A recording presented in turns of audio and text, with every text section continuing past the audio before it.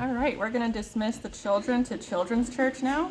So if you're one of our Children's Church volunteers this week, please stand up, and the kids will make their way on over to you right back there with Miss Debbie. Y'all have fun.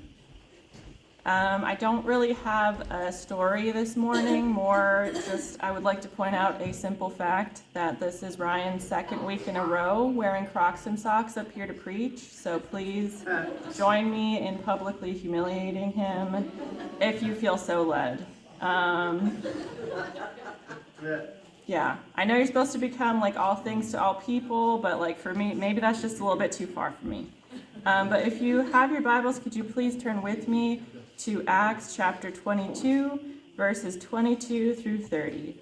That's Acts 22, 22 through 30. Luke says, "The crowd listened to Paul until he said this. Then they raised their voices and shouted, 'Rid the earth of him. He is not fit to live.' As they were shouting and throwing off their cloaks and flinging dust into the air, the commander ordered that Paul be taken into the barracks. He directed that he be flogged and interrogated in order to find out why the people were shouting at him like this. As they stretched him out to flog him, Paul said to the centurion standing there, 'Is it legal for you to flog a Roman citizen who hasn't even been found guilty?'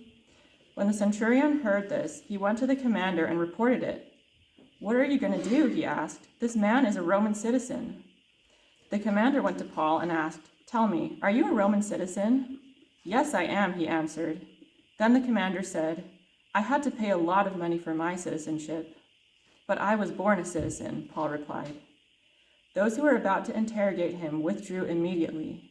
The commander himself was alarmed when he realized that he had put Paul, a Roman citizen, in chains. The commander wanted to find out exactly why Paul was being accused by the Jews. So the next day, he released him and ordered the chief priests and all the members of the Sanhedrin to assemble. Then he brought Paul and had him stand before them. This is the word of the Lord. Thank you, Elise. If anybody would like to join me in founding the Crocs Pride movement, there's a sign-up sheet in the back. We can get it started. But if I can get a real quick show of hands, has anybody here ever randomly met someone that you are dead convinced cannot have been real? Like you meet somebody out and about and you're like, that has to have been a glitch in the Matrix or something. That has got to have been a paid actor. I have got to be on Candid Cam. This has got to be a social experiment to see what I would do or something like that. Has anybody ever experienced anything like that? To this day, there's at least one run-in that I am convinced has to have been part of some kind of prank show or something like that. I may have been in an episode of like an Ashton Kutcher show without my consent and just not have known it, because this is one of the most bizarre interactions that I've ever had in my entire life. This one takes place back in 2018, before Elise and I got married, maybe before I ever came here. I don't quite remember, but this was back when I worked with Krista Eldridge at the Wake Forest Sylvan Learning Center. I think Krista might have been there for this story, so she might be able to fill in even more details that I don't remember. You can ask her afterwards, I don't know, but I think this was on a Saturday afternoon. It was a skeleton crew that day because the weekends are always a smaller group of students. So it was me and I think Krista, this other tutor named Walter, and Miss Laura. Miss Laura was the store manager or the store director. I don't actually recall the job title, but basically she was the manager at this Sylvan. She was the boss man, except she was a woman. But on this particular Saturday afternoon shift, it was me, Laura, Walter, and maybe Krista, and we just made our way through a particularly chaotic shift, and we were cleaning up the store so that we could all go home and collapse. But right as we were almost done, suddenly we saw somebody rolling up to the front door. And I mean literally rolling. She was in one of those electric wheelchairs. But she rolled up to the entrance, and right here was the moment I'm pretty sure we crossed over into the Twilight Zone, because she got to the front, and instead of ringing the very large call button right on the door, she just pushed the lever on her electric wheelchair and drove directly into the glass, which made a really loud thud.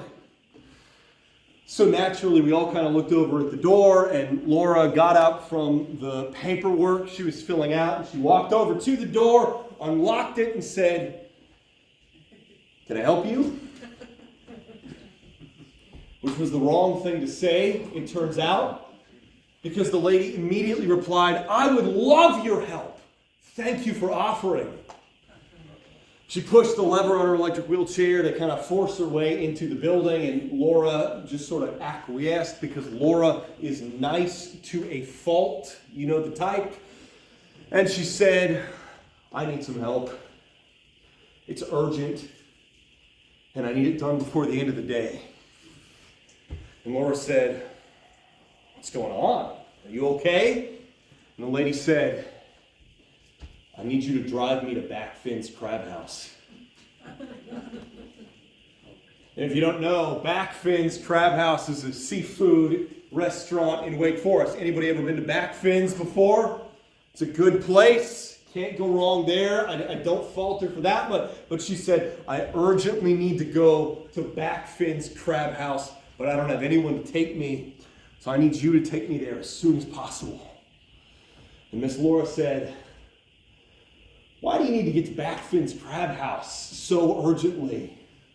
And the lady said, "I have a coupon that expires tomorrow." And this just shows the difference between Laura and me, because I was like, "Laura, do not give this strange lady a ride to Backfin's. She is extremely sus." But Laura was like, "Well, okay, if you give me about 15 minutes, I can take you when I finish up here."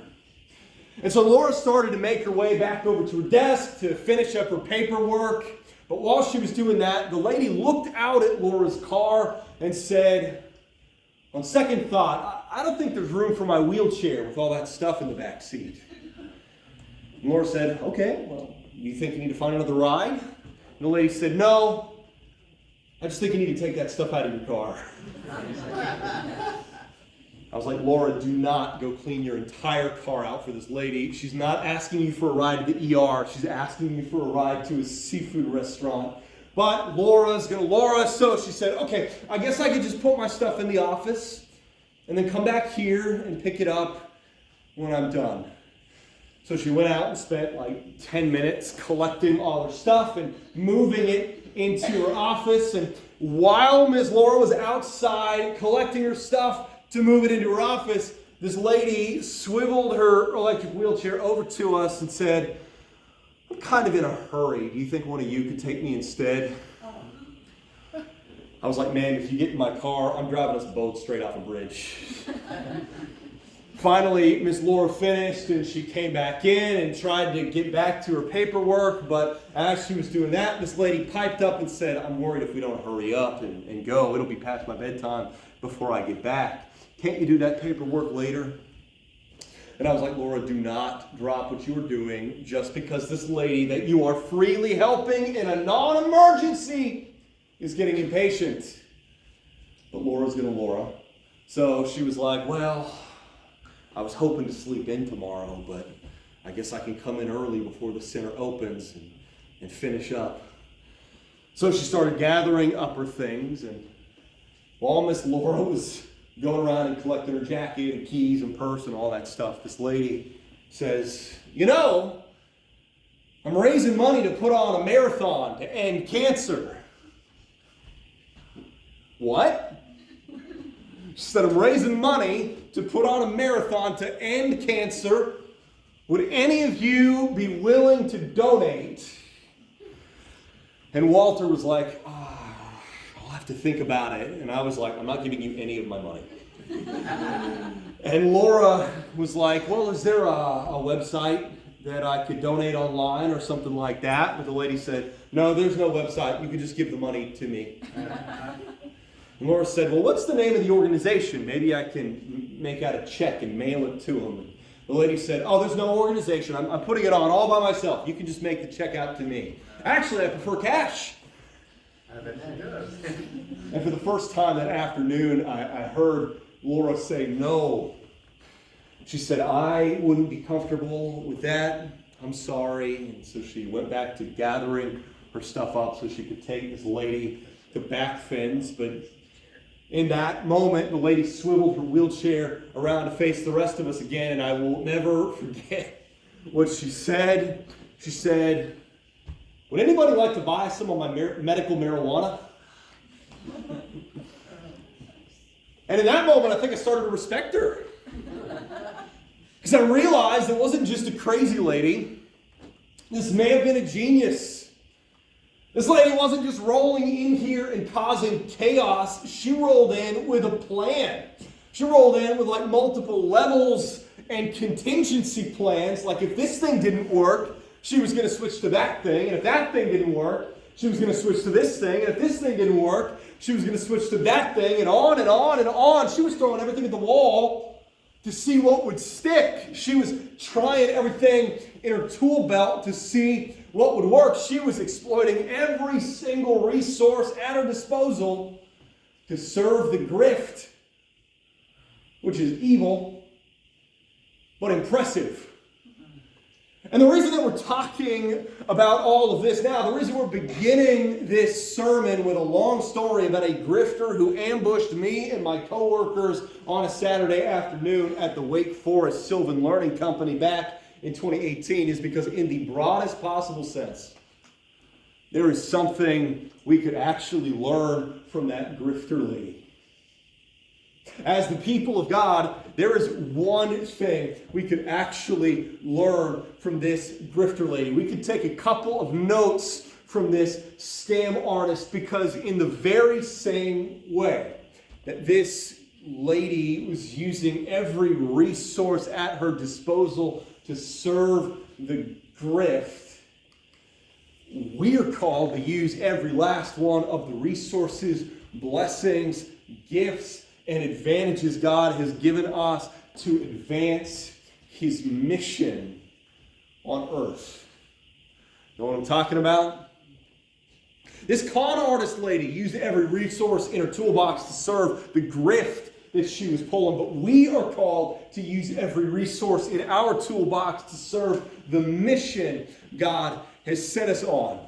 This grifter lady used every advantage she could find to serve the scam she was pulling, but we are called to use our advantages to serve the mission God has set us on. We are called to use the resources, blessings, gifts, and advantages God has given us to advance His mission on earth. And we see this more clearly than anywhere else as we open up our passage this morning.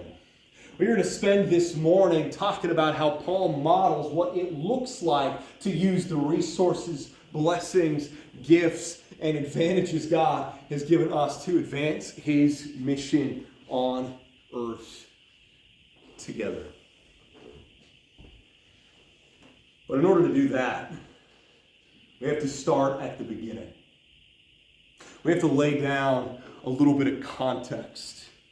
We have to trace the story Luke is telling beginning at the beginning because there are three vitally important truths that Luke goes out of his way to remind us of here in our passage this morning. And to understand why Paul does what he does this morning, we have to understand these three truths. And so bear with me for just a little bit. Because before anything else, Luke kicks off our passage this morning by pointing out the obvious in a not so obvious way. Because Luke starts off our story by reminding us once again that God will not allow His mission to be derailed, defeated, or destroyed. I finally learned how to do the Baptist alliteration thing. So I hope you're proud. But God will not allow his mission to be derailed, defeated, or destroyed. And we see that in the fact that as we open up our passage this morning, Paul is once again in trouble. The last few weeks we have been reading about the longest day of Paul's life, right? We spent 3 weeks now working through this one speech that Paul gives here at the temple. 2 weeks ago, we talked about the angry mob that formed at the temple and came after Paul to try to kill him. Remember that? 1 week ago, we talked about the speech that Paul delivered to that angry mob and how he used it as an opportunity to share the message of Jesus with them. Remember that? And this week, we're talking about the violent aftermath of that speech. Because the moment Paul finished his speech in the temple, what happened? The angry mob went berserk again. They started foaming at the mouth. They went into an absolute rage. They started shouting at the top of their lungs, Luke says. They started grabbing handfuls of dust off the ground and throwing it into the air. They started tearing their clothing off. Ever been mad enough that you just had to get naked? Me neither, but okay, actually, never mind. There was a couple hands there. Forget it. But okay, so I guess you can understand. But this crowd stirred themselves up into a murderous mob, and they were ready to attack and kill Paul. They went into full off with his head mode, and they stormed the stage so they could rip Paul apart limb by limb. And yet, before they could get to him, something really ironic happens. What happens is that the Roman officers step in and intervene. God uses the Roman officers to protect Paul from the mob. Now, why is that ironic? It's ironic because the Roman officers were not Paul's friends. In the 1st century AD, when all this is taking place, the Roman government was not our friend. At this point in history, the Roman government had persistently opposed and persecuted Christians in general and Paul in particular. And the officers of that government had spent their lives extorting the people of God, brutalizing the people of God, arresting and tormenting the people of God, breaking up the church services, kidnapping their pastors, abusing their power in order to harm the people of God, to the point that when a 1st century Christian crossed paths with an agent of the Roman government, the best thing they could do was turn around and walk the other way to avoid any trouble. That's who these Roman officers were. And yet, as we open up our passage this morning, suddenly these Roman officers find themselves playing the role of Paul's protectors. Of all people, God uses them to protect Paul from the angry mob. Isn't that crazy? It is, but it isn't. Because when it comes to God's mission, nothing gets to stand in the way. When it comes to God's mission, nothing gets to sabotage him. When it comes to God's mission, no obstacle will be allowed to stand. I love the way God puts it through the prophet Isaiah. He says, remember this. Keep it in mind. Take it to heart, you rebels. Remember the former things, those of long ago. I am God and there is no other. I am God and there is none like me. I make known the end from the beginning, from ancient times, what is still to come. I say my purpose will stand and I will do all that I please. Listen to that. He says, my purpose will stand, and I will do all that I please. And that means that as the action plays out in our passage this morning, Paul can't die yet. Paul can't die yet because the Lord still has more for him to do. And his purpose will stand. So God uses these Roman officers who spent their lives persecuting and beating and harming and brutalizing the church to protect Paul in this moment. Because God will not allow his mission to be derailed, destroyed, or defeated. Not by you, not by me, and definitely not by this unhinged crowd of extremists at the temple.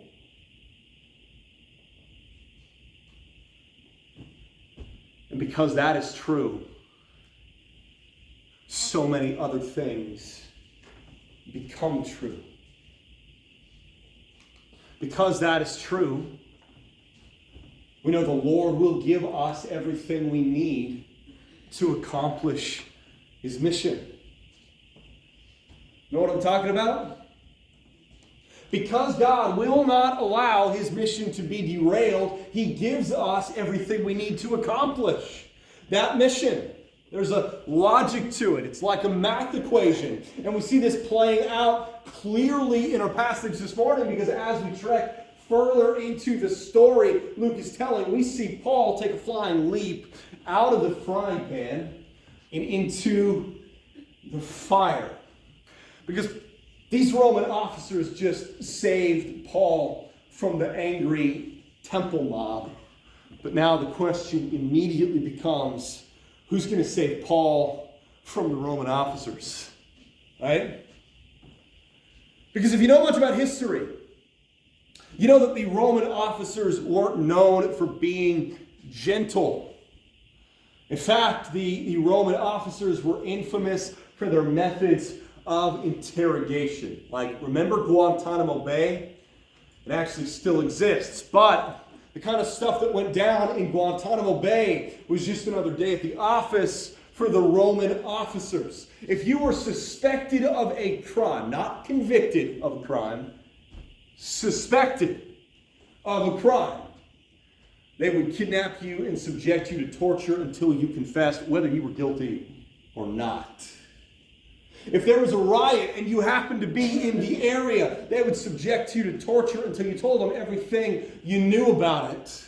If you were indirectly associated with a known criminal that they were hunting, they would show up at your house and torture you until you told them everything you knew about where they may be hiding. That's the Roman officers that Paul's dealing with in our passage this morning. And the Roman officers were notoriously brutal in how they did their interrogations. I cut out a whole long section describing it because I said I want people to be able to have lunch after this. It's so much so that the overwhelming majority of Roman interrogations ended in the death of the person being interrogated. Which is a major problem for Paul, right? Because just as soon as the officers rescue him from the bloodthirsty mob in the temple, they take him to the barracks and they start interrogating him. He was saved from certain death, only to be confronted with probable death. Progress, right? But once again, something ironic happens. Because the moment they cart Paul into the barracks and start laying into him, Paul speaks up and says, real quick, is it legal for you to do this to a Roman citizen who hasn't had a trial? And if you'd been there at that moment, you probably would have heard a record scratch. All the music would stop, all the air would leave the room. He says, is it legal for you to torture a Roman citizen who hasn't had any kind of trial, who hasn't been convicted of any kind of crime? These are all rhetorical questions because everyone in that room would know perfectly well that no, it is not. As horrifying and brutal as these Roman officers' interrogation methods were, it was absolutely unquestionably extremely illegal for them to use any of those methods on a Roman citizen, so much so that any officer caught in the act of subjecting a Roman citizen to torture would be publicly executed in front of their family for it. And so in a split second, everything just changed. Suddenly everybody backs away. They really hastily start untying Paul. The commander probably throws their torture devices into the other room and shuts the door. This group of guys that was literally about to beat Paul to death while interrogating him about a riot he had nothing to do with suddenly start doing everything they can to calm him down and make him comfortable. God uses Paul's Roman citizenship to protect him from the Roman officers. And take a moment and think about this real quick. Because this is actually really strange. Because Paul is a Jew, and in the first century in Rome, it was extremely uncommon for Jews to be Roman citizens. Paul was part of a people that grew up with the iron boot of Rome pressing heavily on their necks. It was not common or normal or typical for people like Paul to be Roman citizens, and yet he was. Which means that a million little circumstances all had to come together perfectly for Paul to be born into citizenship before finding himself in this situation. Know what I'm talking about? What we are witnessing in our passage this morning is a profoundly unlikely and improbable and nearly unheard of sequence of events that are all lined up perfectly to help Paul accomplish his mission. You see where we're going with this. The Lord arranged for Paul to be born into citizenship to help him accomplish the mission he's given him here in Jerusalem. And that same thing is true for every single one of us. God will give us everything we need to accomplish his mission. Now, what does that mean in practical terms? That means that he's given you certain skills because those skills are vital to accomplishing his mission. It means he's given you certain resources because those resources are vital for you to accomplish the mission he's given us. It means he's given you a certain personality type because that personality type in some way specially empowers you to be able to accomplish his mission. He's given you the life experiences you've had because those experiences somehow prepare you to be able to accomplish his mission. He's given you everything you need to be able to accomplish his mission the way he's called you to fulfill your part, your role, your place in that mission, which means that you really don't need to compare yourself to other people. You know what I mean? You really don't need to say, I wish I was like that person. I wish I was like this person. I wish I was like these people. I wish I was like those people. You don't need to say, I wish I was funny like him. I wish I was smart like her. I wish I was extroverted like him. I wish I was social like her. You don't need to sit around wishing you had other people's gifts and skills and resources and tendencies. Instead, thank the Lord for the ones you do have. Say, how does my personality specially help me fulfill God's mission? How do my resources specially prepare me for God's mission? How do my life experiences specially prepare me for God's mission? How do my gifts, my talents, my traits, my tendencies, my skills, and so forth help serve God's mission? Instead of wishing you were someone else, you can lean into what God has given you. Because the Lord will give us everything we need to accomplish his mission. And once you start to wrap your head around all of this, you start to realize that everything that happens to us is ultimately an opportunity to advance God's mission. You know what I'm talking about? Everything that happens to us is ultimately an opportunity to advance God's mission. Because the Lord will not allow his mission to be derailed, defeated, or destroyed, because the Lord is going to give us everything we need to accomplish his mission, all of that adds up to the fact that everything that happens to us is ultimately an opportunity to advance that mission. And we see this truth in stunning clarity as we trek through our passage this morning, because the moment the commander hears that Paul is a Roman citizen, the pieces start to come together in his mind. He says, whatever is going on here, it runs so much deeper than I realized. He says, to figure out what's going on here, I think we need to bring Paul before the Sanhedrin. Now, what is the Sanhedrin?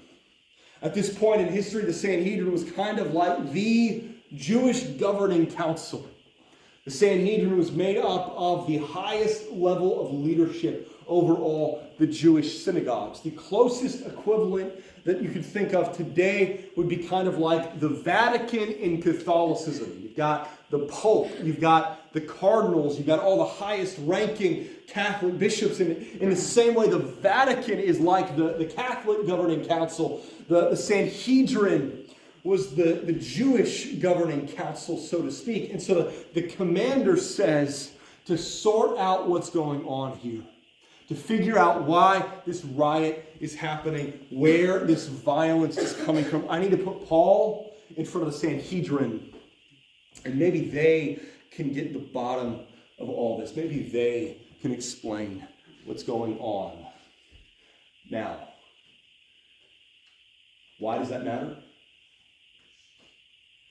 It matters because as of that moment, Paul just got a ticket to stand before the highest Jewish governing body in the world with a captive audience to share the gospel of Jesus.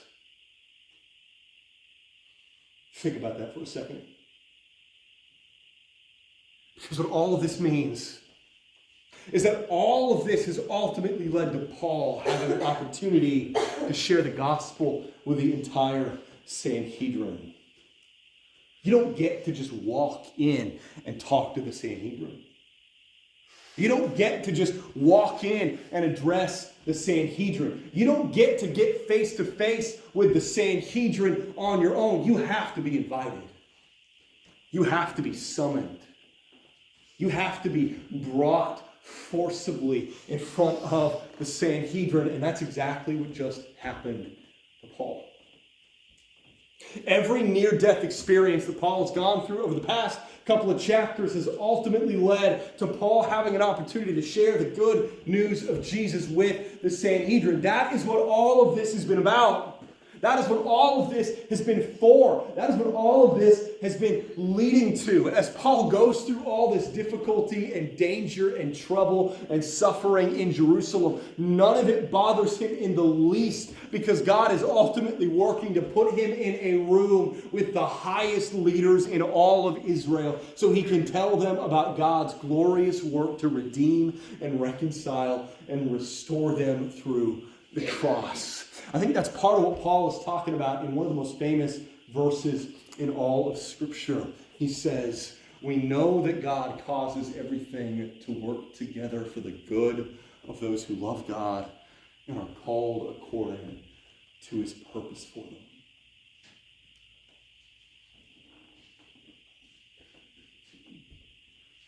Think about what Paul's saying. He says, I've been through so many things that sound horrifying. So many things that sound terrible. So many things that sound nauseating. And yet all of those things ultimately worked out for my good. He says, I've been through so many things that were unimaginably painful, things that were unimaginably difficult, unimaginably stressful, and yet every single one of those things ultimately came together for my good. And not just my good, the good of the world. Paul says so many of my lowest moments were actually the building blocks for my highest moments. They were the raw materials that ultimately led to the advancement of God's mission to redeem and reconcile and restore the lost and the hurting and the broken and the struggling and make everything right again once and for all. And because that was Paul's mindset, he wasn't afraid. You know what I'm talking about? When Paul found himself at the mercy of a murderous lynch mob, he saw it as an open door to advance God's mission, and he walked straight through it. When the officers grabbed him and dragged him into the barracks to start torturing him, Paul saw it as an open door to advance God's mission, so he walked straight through it. And the result was that he got placed before a council of the entire Sanhedrin, and rather than seeing it as a threat or an intimidation or an infringement on his rights, he saw it as an open door to advance God's mission. So he sprinted straight through it. And we can do the same. Because everything that happens to us is ultimately an opportunity to advance God's mission. I'm going to say that one last time. At this time, I want to say this together. Everything that happens to us is ultimately an opportunity to advance God's mission. And so our application for this morning is unbelievably simple as always, but maybe unbelievably difficult. And that is, ask God to show you how to use the resources, blessings, gifts, and advantages He's given you for His mission. Ask God to show you what He's given you. Ask Him to show you the ways He's gifted you. Ask Him to show you the ways He's empowered you, and ask Him to show you the opportunities He places in front of you. Ask Him to make you aware of the doors He's opened for you.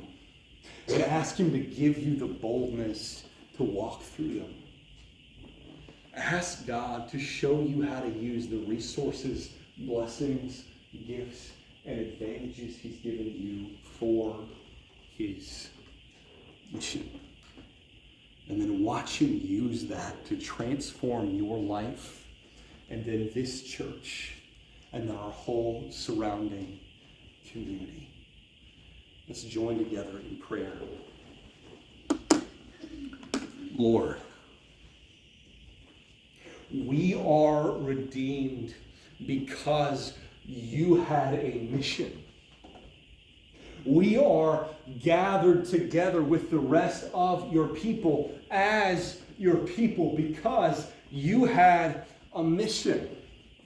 We are Your beloved sons and daughters because Your mission from the very beginning has been to redeem and reconcile and restore us.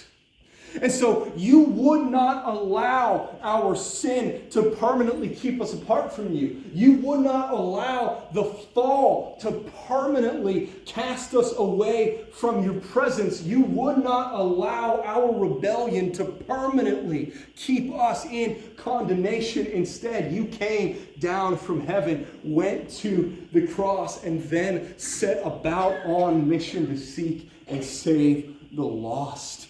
We are redeemed, reconciled, and restored now because of the mission You have been at work at since the fall. And when we think about your glorious mission to save us and the way you have now sent us out on your mission, we cannot help but lift you up in worship. So now be glorified in our joyful worship this morning. And all of God's people said, amen.